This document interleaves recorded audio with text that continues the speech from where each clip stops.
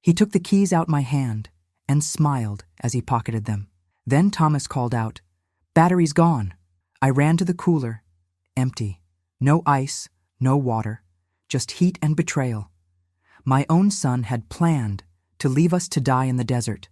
And before I could scream, he said, "Your liabilities, Mom. Business is business." Then drove away while we stood in sand, holding nothing but each other. But that wasn't even the worst part. Hours later, Thomas collapsed, writing something in the dirt with his last breath. "They don't know." He died before finishing the sentence, but I figured out what he meant. And when I did, oh, they learned. My name is Monica Ellison, and I'm 45 years old.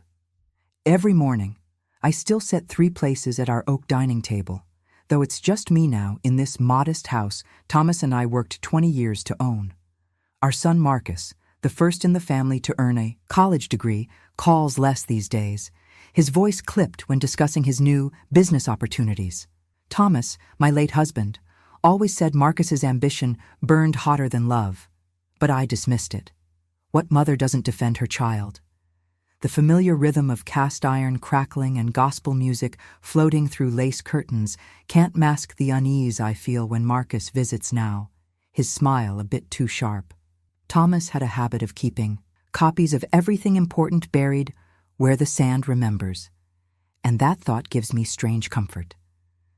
But let me start from the beginning. When Marcus called about the groundbreaking picnic, my heart soared like it used to when he'd bring home straight A report cards. He said he'd bought land for a new family compound, a place where we could all live together again, just like the old days. I spent that whole morning frying chicken the way he loved as a boy, with extra crispy skin and my secret blend of seasonings that made the kitchen smell like Sunday dinner. Thomas moved slower than usual that morning, methodically checking his toolkit and loading extra water jugs into the trunk. "Can't be too careful out in the desert," he muttered, tossing in a pressure gauge. I caught him studying Marcus's written directions 3 times, but I chalked it up to his usual carefulness. The drive took nearly 2 hours, well past where the paved roads ended.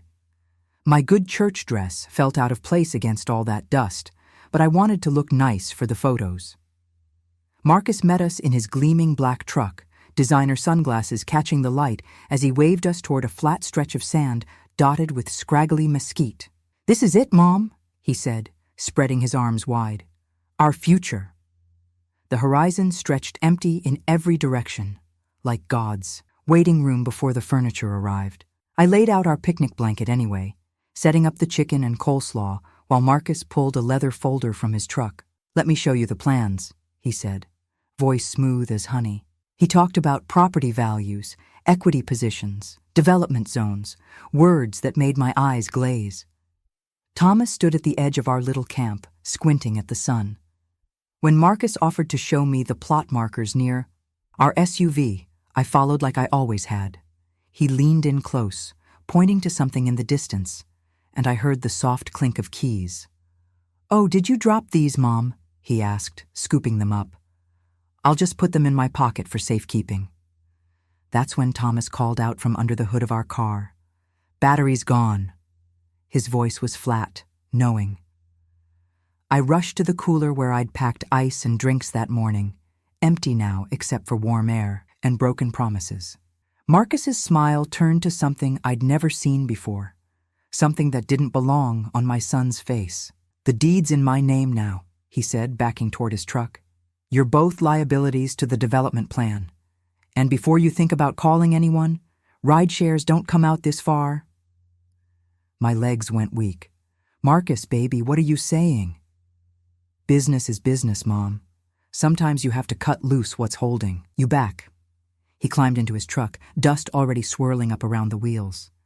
I felt Thomas's hand close around my wrist, steady and warm despite everything. "Stay steady," he whispered, but I barely heard him over the roar of Marcus's engine as he pulled away.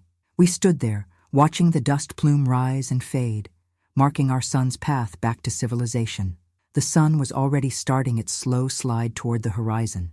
I counted our remaining water, 2 jugs, maybe enough for a day if we were careful. The desert wind carried the first distant yips of coyotes waking up, and I realized night would come without headlights, without shelter, without the sun I thought I knew. How could he do this, Thomas? My voice cracked. Did our boy really cut the brakes on love? Thomas didn't answer. He was already scanning the ground, his weathered hands moving through the sand like he was searching for something only he could see. The desert sun wasn't playing any games. I'd lived through plenty of hot days, but this was different. This was the kind of heat that makes you understand why people write warnings in survival guides. While I tried to get a signal on my dead phone for the 100th time, Thomas went into full handyman mode, the way he always did when things got rough. "Need to create some shade," he muttered, pulling our picnic blanket taut between two scraggly mesquite trees. His hands moved with purpose, like when he used to fix our leaky roof during thunderstorms. Got to think smart about this, Monica. I watched him work, keeping my mind busy by cataloging what we had. 1 blanket, Thomas's toolkit, the empty cooler, and 2 water jugs, one already half gone. The afternoon stretched out like molasses, marked only by the creeping shadows of our makeshift shelter. "Highway can't be more than 15, maybe 20 miles east," Thomas said, but his voice didn't carry its usual certainty. He'd been making these little calculations all afternoon, measuring the sun's position with his hands like he could math our way out of this nightmare. Someone's bound to drive by before too long. Remember those summer Bible school lessons about the Israelites in the desert? I always thought I understood their trials, but Lord, I didn't know a thing. My tongue felt like old leather, and every heartbeat echoed in my ears like someone knocking on a hollow door. The horizon played cruel tricks, shimmering with false promises of water and rescue. "Here," Thomas said, carefully measuring out water into the bottle cap. "Small sips, every hour." His hands shook slightly as he passed it to me, but his eyes stayed steady. Those same hands had once built our front porch, changed countless diapers, and guided Marcus's first wobbly bicycle rides. The afternoon heat started to sink into something deeper, more dangerous. Thomas's breathing grew labored, and his usual ramrod posture began to slouch. I was about to suggest we move closer to the blanket shade when he suddenly dropped to his knees in the sand. "Thomas?" My voice cracked with fear. His finger moved through the dust, trembling, but determined. I leaned in close to read what he was writing. "They don't know." "Who doesn't know what, Thomas?" I grabbed his shoulder, feeling the heat radiating through his shirt. "Who are they? Is God one of them? Talk to me, baby." But Thomas's breath was coming in short gasps now, his chest heaving like it did during his bad asthma attacks. I heard coyotes barking in the distance, closer than before, and panic clawed at my throat. "We need to get you under the tarp," I said, trying to lift him. Lord, I'd never felt so helpless. Thomas was a big man, and the heat had stolen what strength I had left. "Just a little further, honey. We'll rest in the shade." He tried to help, but his legs wouldn't cooperate. His body slipped sideways, and I watched in horror as his hand dragged through the sand, erasing whatever word was supposed to come next. His shirt bunched in my desperate grip as I tried to keep him upright. "Help is coming," I promised, though my voice betrayed me with a wobble. "You just hold on, Thomas. Hold on for me." The temperature dropped hard as night crept in, but I barely noticed the cold. Every sound made me snap my head up, searching for headlights. But there was nothing but wind whistling through mesquite branches and the vast, empty desert all around us. The stars came out fierce and bright, like nails hammered into black velvet, indifferent to our suffering below. I held Thomas close, praying harder than I ever had in my life, wondering if dawn would find us at all. The sunrise hit my eyes like hammered copper, burning away what little moisture was left in them. I blinked hard, my throat so dry it felt sewn shut. Thomas hadn't moved from where he'd collapsed, his body curled away from me in the sand. "Baby, we made it to morning," I whispered, shaking his shoulder. "Nothing, just the desert wind and that terrible stillness. Thomas, you know that moment when your mind refuses to accept what your heart already knows? I kept touching his face, his hands, waiting for him to stir. But sometimes waiting just steals precious minutes. I stumbled to my feet, the world tilting like a carnival ride. Far off, maybe 5 miles, maybe 50 for all my sun-baked brain could tell, I spotted a line of utility poles marching across the horizon. That was civilization. That was hope. "I'll be right back," I told Thomas, though something deep inside knew I was really saying goodbye. "Just going to get help, honey. You rest right here." I started walking, counting steps to keep my mind from splintering. 1, 2, 3 breaths for every step. The sun climbed higher, turning the air into shimmering waves that made those poles dance like mirages. My church shoes, sensible as they were, weren't made for desert hiking. Sand filled them with every step, but I couldn't stop to empty them. Stop meant die out here. And I wasn't ready for that conversation with God. You ever pray so hard your thoughts and words get tangled up? That's how it was, stumbling through that desert. "Please, Lord. Thomas needs..." "Marcus, why? Help, please, just..." That's when I heard it, the growl of an engine, old and rough like a smoker's cough. A flatbed truck, paint beaten to primer by sun and sand, came bouncing across the desert like an answered prayer. The driver, a leathery-faced rancher, took one look at me and cursed under his breath. "Ma'am, you're about cooked through," he said, helping me into the truck's shade. "Got somebody else out here with you?" I pointed back the way I'd come, trying to form words through cracked lips. The rancher grabbed his radio, rattling off coordinates and words like emergency and critical. I remember him pressing a warm bottle of Gatorade into my hands, but I couldn't stop shaking long enough to open it. The paramedics arrived in a cloud of dust and urgency. They lifted Thomas onto a stretcher, hanging bags of saline and calling out numbers that meant nothing to me.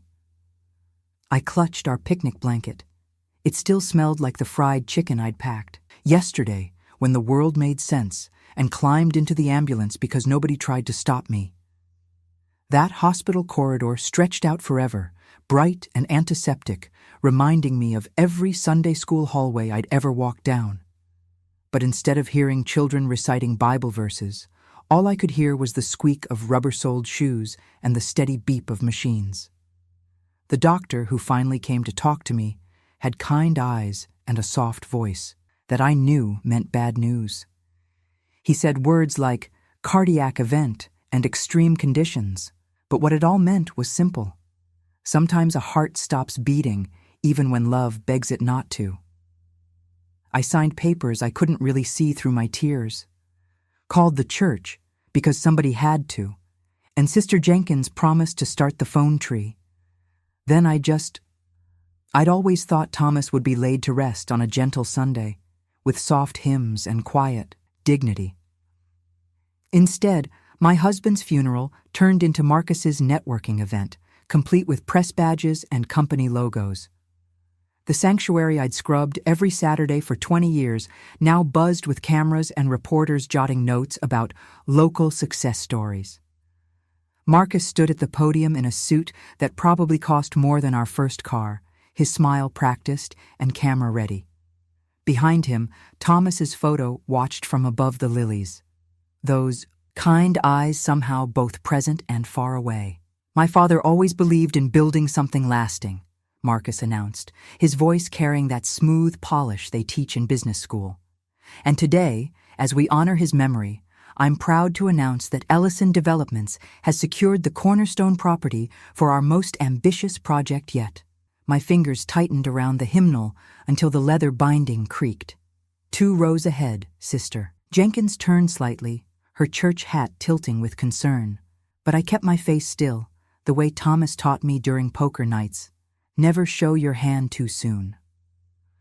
Through calculated risk and innovative vision, Marcus continued, touching the golden lapel pin that matched the ones his investors wore. "We've acquired over 500 acres of prime development land. This will bring jobs, growth, and opportunity to our community. The reporter's pen scratched faster as he gestured toward an easel displaying architectural renderings, all gleaming glass and steel rising from desert scrub like alien crystals. My stomach turned at the sight. That's where Thomas drew his last words in the sand, where our picnic blanket frayed at the corner, where our son left us to die. And now Marcus was selling it as his legacy project. You know that metallic taste that floods your mouth right before you scream? I felt it rising, but then Thomas's words echoed in my head. They don't know. I left before the reception, couldn't stomach watching Marcus shake more hands or pose for photos. Sister Jenkins offered her Buick, pressing the keys into my palm with a knowing squeeze. Go clear your head, baby. I'll tell folks you weren't feeling well. The county roads hadn't changed since last week. Same cracked asphalt, same fence posts leaning into the wind. The desert stretched out like God's empty canvas, painted in sunset oranges and deep purples. I found our spot easily enough. The mesquite trees stood like dark sentinels against the dying light.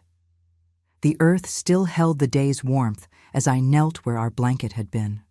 My fingers traced the grooves Thomas had carved with his last strength. They don't know. What don't they know, baby? I whispered to the desert air. What were you, trying to tell me? Thomas had always been methodical, precise. He wouldn't waste his final moments on empty words. There had to be more. I pulled his pocket knife from my purse, the one they'd given me at the hospital along with his wedding ring. The blade clicked open, catching the last rays of sun. Thomas used to say desert soil tells stories if you know how to listen. So I started digging near the mesquite roots, where he'd taught Marcus and me to bury our time capsule 20 years ago. The knife struck something solid, producing a hollow thunk that echoed like a metal heartbeat. I scraped faster, fingers joining the blade until they bled. There, buried beneath 2 decades of sand and secrets, was a steel lockbox about the size of Thomas's old Bible. Chapter 4. Scene 2. The desert's a different creature after sunset. My phone's flashlight carved a weak circle in the darkness as I widened the hole around that metal edge, hands trembling but determined. Each scrape of sand revealed more of the box Thomas had hidden, who knows how long ago. The steel was corroded, wearing that particular kind of rust that only comes from years underground, long before today's cruel sun had carved scorch lines across the sky. Have you ever held something so important your heartbeat seems to pause between each touch? That's how it felt as I cleared decades of grit from those hinges. The box wasn't large, maybe the size of the Bible Thomas kept on his nightstand, but it had weight that spoke of more than metal. The lid resisted at first, protesting years of stillness. I worked it carefully, the way Thomas had taught me to handle his old tools. Gentle pressure, Monica. Let it remember how to move. When it finally creaked open, the smell hit me first. Old oil and aged paper, like our church's record room where the deeds and baptism certificates sleep. Inside, everything was wrapped in plastic, protected by Thomas's methodical mind. My fingers shook as I unfolded the first brittle deed, its letterhead still crisp despite the years. The signatures jumped out at me, names I recognized from back when Marcus was still learning to write in cursive, not signing contracts with that flourishing swagger he'd picked up in business school. "Oh, Thomas," I whispered, working through document after document. "You kept receipts for everything, didn't you?" A leather journal surfaced from beneath the papers, its pages dense with Thomas's distinctive writing, tight, cramped letters that marched across the lines like soldiers. He'd documented everything, meetings I never knew about, warnings from old friends, growing concerns about Marcus's creative financing. One entry caught in my throat. "My son thinks shortcuts build empires. He forgets that foundations built on sand eventually swallow everything above." The contracts were next, and even in the phone's dim light, something felt off about them. They were too neat, too perfect, like someone had traced over genuine documents to create clean copies.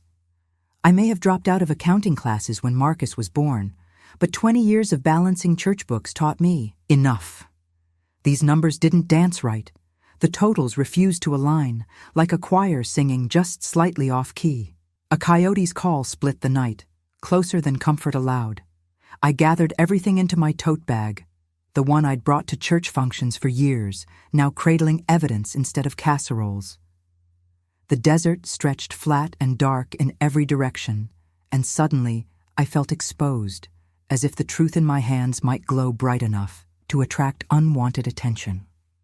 I hustled to Sister Jenkins's Buick, checking over my shoulder more than once. The car's interior light felt like a spotlight as I set the tote on the passenger seat, securing it like I used to buckle Marcus into his car seat. Funny how some habits never leave a mother's hands. The engine's rumble was reassuring, but questions raced faster than any car could drive. Marcus's announcement was probably already hitting the evening news. How fast could truth catch up to a headline that was already running? As I pulled away from that patch of desert that held both death and revelation, the rearview mirror caught a dust devil spinning up from where I'd been digging. It twisted like a finger beckoning me back, as if the sand itself was trying to tell me one more secret, but I kept driving. Thomas's documented truth riding shotgun, while his last words in the sand settled deeper into darkness behind me. Back home, I cleared Thomas's workbench the way he always had, methodically, with respect for the space where he'd taught Marcus to sand wood and measure twice. The familiar scent of sawdust and metal polish hung in the air as I spread out the contents of the lockbox under his pegboard of perfectly arranged tools. You know that moment when pieces of a puzzle start connecting, but the picture they're forming breaks your heart? That's what happened as I arranged those deeds by date. Each document told a story of careful planning. Thomas had been collecting evidence long before Marcus showed his true colors. I'd spent enough years checking church donation records to spot when numbers didn't add up. But these signatures? They were something else entirely. I grabbed my phone and started taking photos, getting close-ups of every page. The forgeries jumped out like neon signs once I knew what to look for. Every signature had the same slight tilt, the same perfect pressure, like someone had traced the original over and over. My son hadn't even bothered to vary his strokes. The shame hit me first, hot and thick in my throat. How had I missed this? But shame has a way of transforming when it sits next to betrayal. Mine turned to fire, then frosted over into something colder and more careful. Thomas's voice echoed in my head. A measured response outlasts a quick one. I flipped to the last entries in his journal, my fingers tracing his familiar handwriting. One line caught me. Integrity leaves breadcrumbs even wolves step around. Oh, Thomas. Even then, you were laying down a path for me to follow. My first instinct was to call the police, but what would I say? That my son had forged documents and left us to die? The lawyers who'd helped us, with our wills, were corporate types. They wouldn't know how to handle this. And the press? They were already eating up Marcus's success story like Sunday pie. The kitchen phone's ring startled me. Nobody but church folk used that line anymore. It was Gloria Mitchell, Thomas's oldest friend from their law school days. She'd retired years ago, but kept her mind sharp as her tongue. Someone from church had mentioned the funeral service to her. "Monica," she said, her voice warm but direct.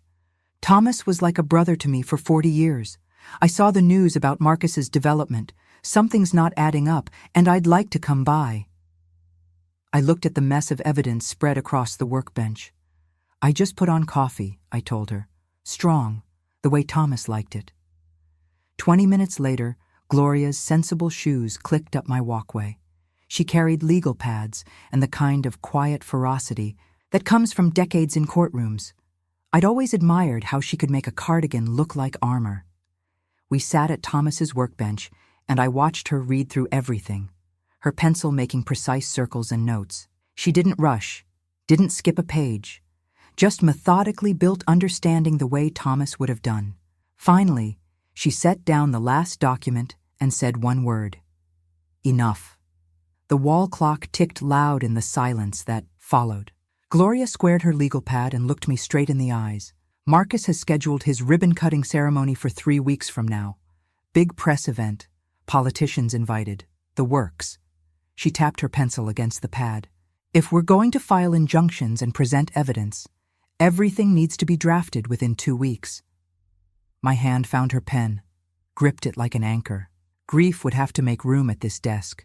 Strategy needed the other chair. Tell me where to start, I said. Gloria and I turned Thomas's workbench into our war room.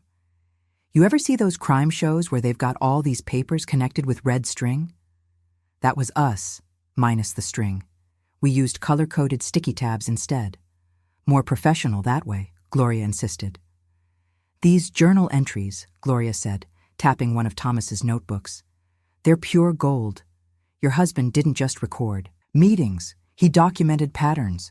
She showed me how to weave Thomas's observations between the property records and notarized documents, building a timeline that even a first-year law student could follow. I'd forgotten how much I enjoyed detailed work. Back when I handled the church's accounts, I'd take satisfaction in making columns balance to the penny. This was similar, but the stakes were higher than collection plates and utility bills. Every paperclip had to hold its weight in court. We need to protect these originals, Gloria said, shuffling the most critical documents into a manila folder. Banks are still open for another hour. The safe deposit box at First Community wasn't much bigger than a shoebox, but it felt like a fortress when that key turned. I kept copies of everything, 3 sets, stored in different locations. Thomas taught me that backup plans need backup. Plans. Remember to log every time you access these, Gloria reminded me, showing me how to maintain the chain of custody. Courts love paper trails almost as much as they hate sloppy documentation. The next day, I drove back out to the desert. Funny how different a place can look in full sun versus the darkness of betrayal. I worked methodically, photographing every landmark that could tie the lockbox's burial site to the property coordinates. The shovel marks were still visible under the mesquite, and I made sure to capture them in the same frame as my phone's GPS display. Speak to the camera, Gloria had instructed. Describe what you're recording and why. So I did, my voice steady as I documented the scene. The desert wind tried to steal my words, but I spoke louder. Even the coyotes would know this truth. Back at the house, Gloria had assembled a notary she trusted, Mrs. Chen from her old firm, who'd been authenticating documents since before Marcus was born. She examined everything with readers perched on her nose, asking careful questions about how each item was discovered and stored. Initial here, Mrs. Chen would say, and here. Date each page. Her stamp came down with quiet authority, making our evidence official in the eyes of the law. I spent nights cross-referencing Marcus's public filings against Thomas's records. The discrepancies jumped out like broken glass catching sunlight. Dates that didn't match, property lines that shifted, signatures that danced between documents like identical twins. Every contradiction got its own highlight color. A rainbow of lies stretched across my kitchen table. Sleep came in snatches between discoveries. 2 hours here, 3 there. When I did drift off, I dreamed of Thomas's words writing themselves in endless sand, the letters flowing like water until Marcus's footprints scattered them. I'd wake with my heart pounding, reaching for a pen to capture another connection before it slipped away. The message from Marcus's PR team arrived on a Tuesday morning. My phone buzzed with their press release about Legacy Week, 7 days of media events leading up to the ribbon-cutting ceremony. They'd planned interviews, photo ops, even a documentary crew, following Marcus around as he built his empire on family values. I showed the release to Gloria, who read it with that little smile she gets when someone's handed her an advantage. They're amplifying our moment, she said. Every camera they bring is one more lens to capture the truth. We chose our filing time carefully. 9 a.m. the morning of the ceremony. Early enough for the court to process everything, late enough that Marcus's team wouldn't have time to spin a response before their big event. The media loves nothing more than a scandal that writes itself, Gloria said, straightening a stack of exhibits. All those cameras will turn like sunflowers toward a better story. I thought about Thomas's last message in the sand. Had he known it would end this way? That truth would rise from the same ground where he fell? Looking at our finished work, affidavits, exhibits, photographs, all. Arranged in perfect order, I felt my lips curve into something that wasn't quite a smile. Let Marcus have his legacy week. I had receipts, and they loved the sunshine just as much as he did. I woke before my alarm, though woke suggests I actually slept. Truth is, I spent most of the night watching shadows crawl across my ceiling, rehearsing what was coming. By 4 a.m., I was sitting at my kitchen table, hands wrapped around a coffee mug that had long gone cold. The sky was still pitch dark when Gloria's first email came through. Injunction stamped, sending to enforcement now. My phone kept buzzing with updates as she coordinated with sheriffs and banks. Each message felt like another piece clicking into place. You ever notice how some clothes carry memories in their fibers? The black suit I pulled from my closet was the one Thomas always said made me look like a judge. Power and dignity, he'd say, straightening my collar. That's my Monica. My hands shook a little as I slipped Thomas's journal copy into the blazer's inside pocket, right against my heart where it belonged. Gloria picked me up at 6:30, her car loaded with backup copies of everything. "Ready?" she asked, though we both knew there was no turning back now. I just nodded, my throat too tight for words. The development site was already buzzing when we pulled in. TV vans lined the access road, their satellite dishes reaching up like metal flowers tracking the sun. We found a spot between a Channel 4 truck and what looked like a documentary crew's equipment van.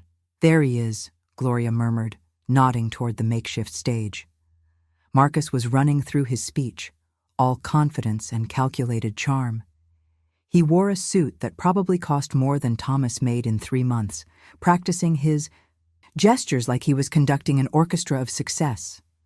A red ribbon stretched between chrome posts in front of him, and some tech guy was tapping the podium mic. Check, check. I kept my hand on the journal in my jacket while Gloria made a call to our process server. He was already in position, waiting in his car just past the security checkpoint. When he stepped out to confirm he had eyes on Marcus, my pulse was so strong I could feel it in my fingertips. "Bank courier's 2 minutes out," Gloria whispered, showing me her phone screen. "County clerk just texted. She's parking now." It was like watching chess pieces slide into place. Every person who arrived carrying official-looking folders made my skin tingle. I recognized faces from Gloria's briefings. The regulatory board representative, the title company officer, even that reporter who'd been digging into local land deals. The crowd was filling in fast as I found a spot in the back row. Camera crews jostled for position while Marcus's team handed out press packets. The morning sun had that harsh desert clarity that makes everything look sharp-edged and unforgiving. Some local business official took the podium first, starting his introduction speech. "Today marks a historic moment for our community." His words faded into background noise as I watched Marcus work the front row, shaking hands and flashing that $1 million smile. The scissors they gave him for the ribbon cutting looked like something from a fairy tale, all gleaming silver and oversized. Marcus held them up for the cameras, throwing a wink that made the reporters laugh. My stomach clenched as I remembered how he used to wink at me just like that when he was hiding something as a teenager. A helicopter's thrum cut through the morning air. Probably one of the TV stations getting aerial shots. The dust was starting to warm up, filling my nose with that mineral smell that always reminded me of Thomas's last words. I touched the journal again, feeling its solid weight against my ribs. Then I saw it, the bailiff's SUV cresting the road behind the crowd. The vehicle's light bar stayed dark, but I caught the quick chirp of its siren, just 2 short bursts that made a few people turn their heads. "Thank you, Thomas," I whispered as the bailiff's door swung open. "Thank you for leaving us a map." I held my ground at the back of the crowd, feeling my heart pound against Thomas's journal. The deputies moved like sharks through the sea of reporters and investors, their brown uniforms stark against the business suits.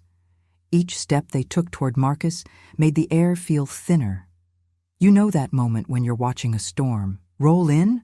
When the wind goes still and everything feels suspended? That's what it was like watching those envelopes, thick as my grandmother's Sunday Bible, closing in on my son. "Mr. Ellison?"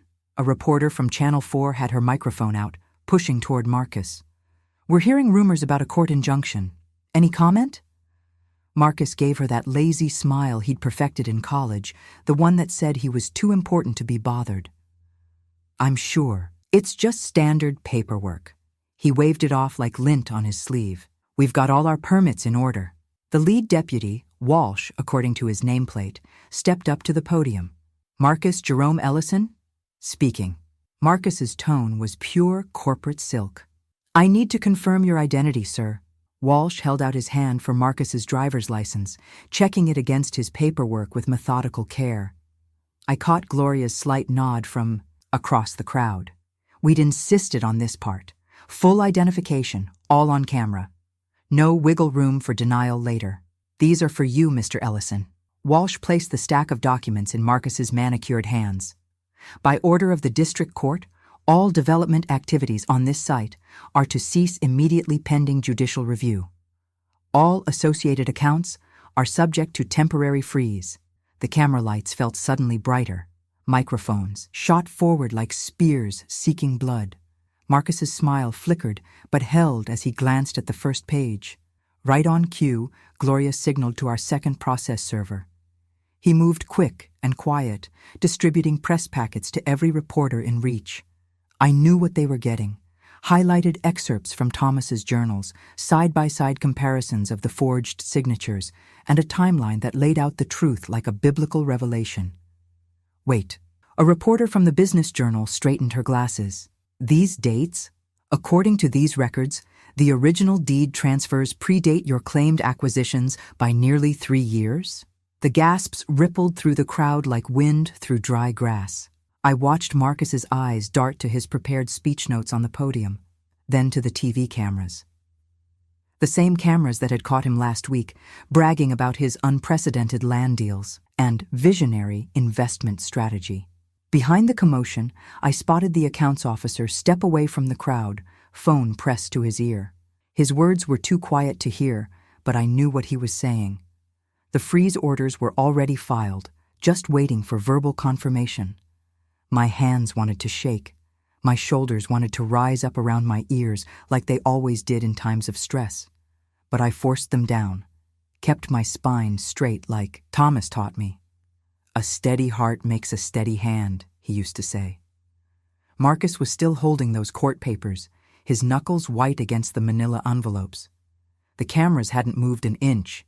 If anything, they'd pushed in closer, hungry for his reaction. Last week's carefully staged photos of the proud developer were about to give way to something much rawer. I touched the journal in my jacket again, feeling its weight like a shield. Thomas had known this day might come.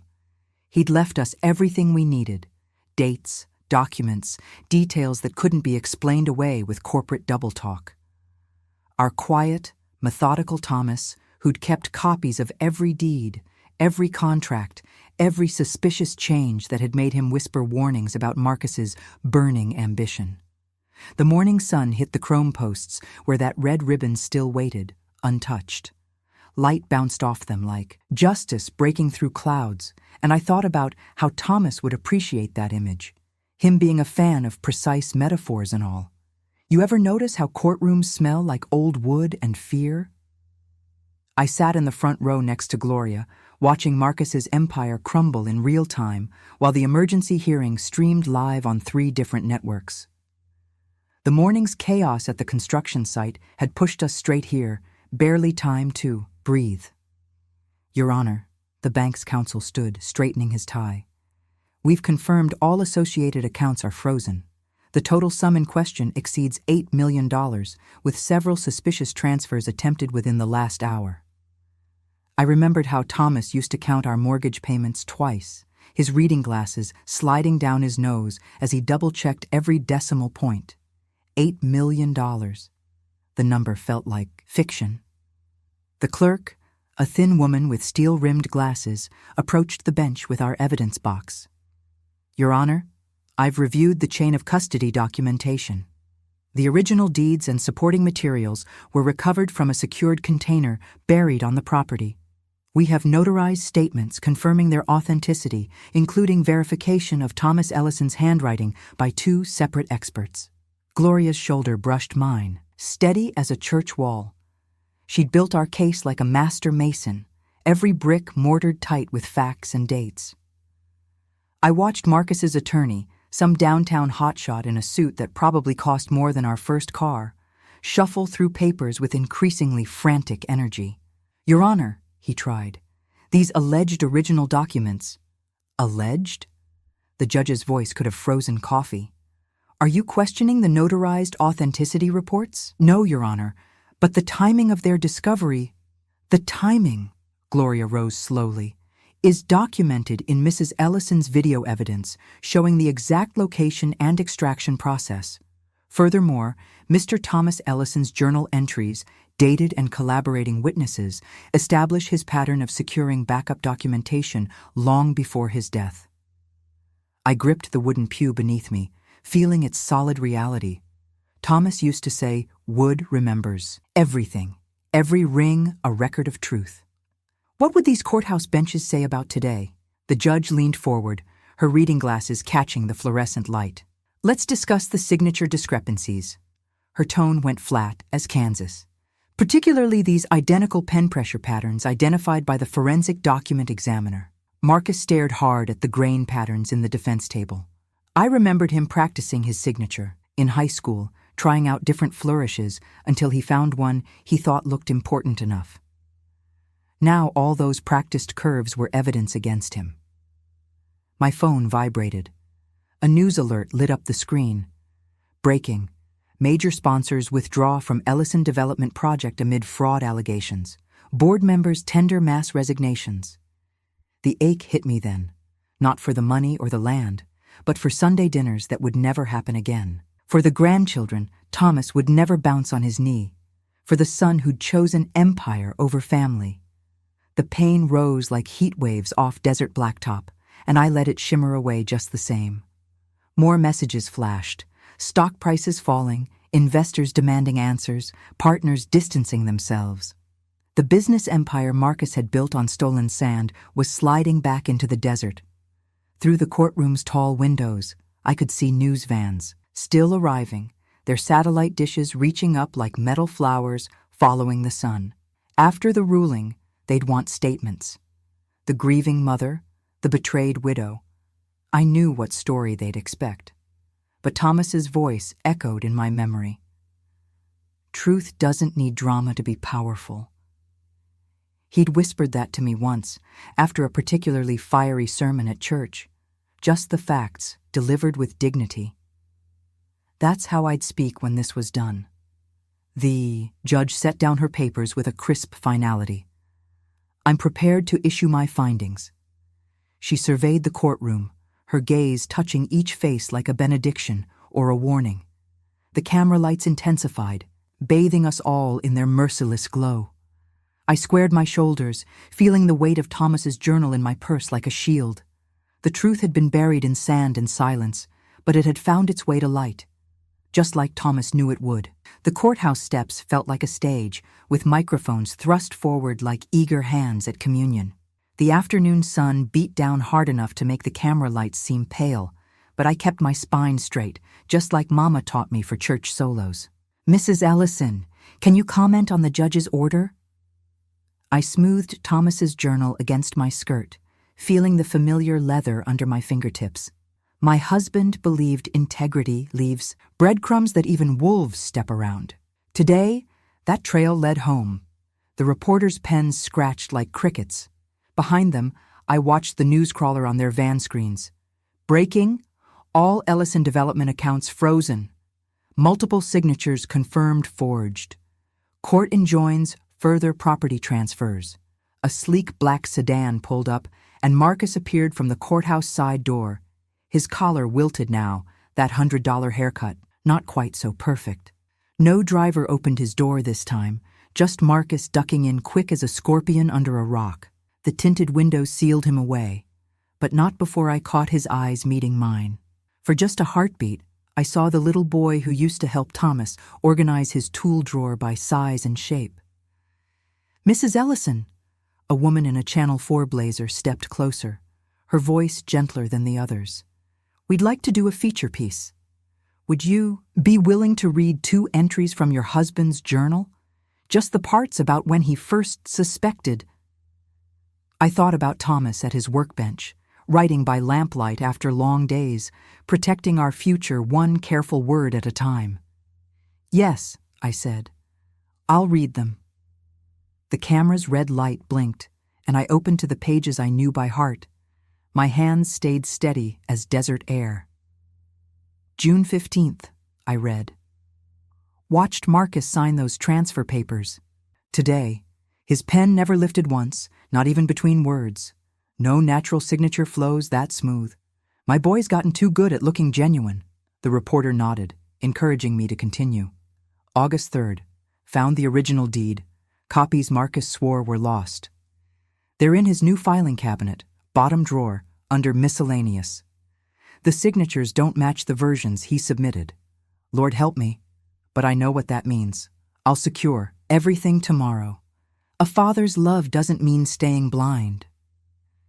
When I finished, the silence felt holy, like those moments after Pastor Williams delivers hard truth on Sunday morning. Then the questions burst like summer rain, but I was already moving toward my car, Gloria's steady presence beside me.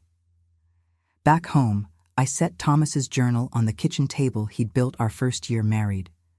The wood still gleamed from his careful sanding, still held the memory of Sunday roasts and homework sessions and midnight prayers. My phone buzzed, Gloria's name lighting up the screen.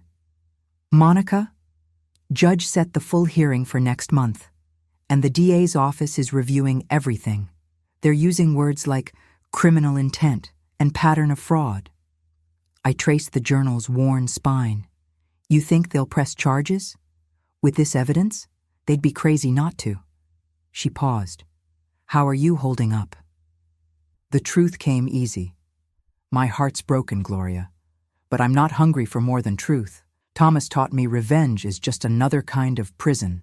"You're a better woman than most," she said softly. After we hung up, I stood at the kitchen window.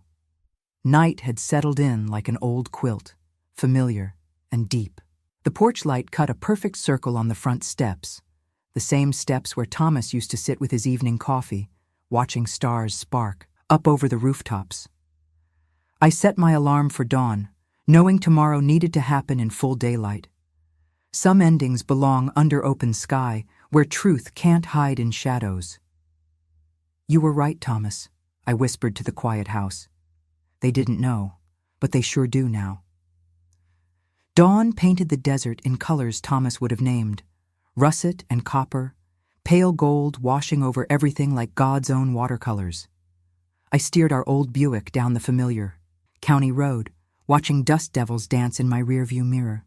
The news vans followed at a respectful distance this time. Funny how victory changes how people treat you. You ever notice how some mornings feel written in advance? Like every detail's been carefully arranged?